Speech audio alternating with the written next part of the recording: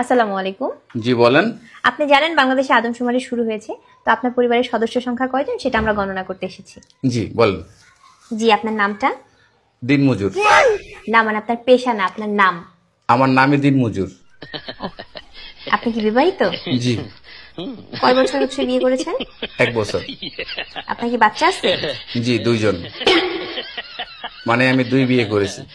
ও আচ্ছা। আপনার স্ত্রীর নাম? ছোট জন না বড় জন? বড়জন। কেয়ামত। কিয়ামত। আর ছোটজন? তুফান। ও তুফান। আপনার সন্তানের নাম? ছোট জনেরটা না বড় জনেরটা? কিয়ামত জনেরটা? ঝড়। ঝড়। আর তুফানেরটা? সিডর। সিডর। জি, আপনার মূল্যবান সময় দেওয়ার জন্য আপনাকে ধন্যবাদ। আর লাগবে না? না না না, আর কিছু লাগবে না। আর কিছু লাগলে নিয়ে যান। না না, তাহলে ভিতরে এসে চা খেয়ে যান। এখানে বেশিক্ষণ থাকলে সমস্যা আছে। না না না, আর কিছুই লাগবে না। আপনাকে অসংখ্য ধন্যবাদ, ভালো থাকবেন।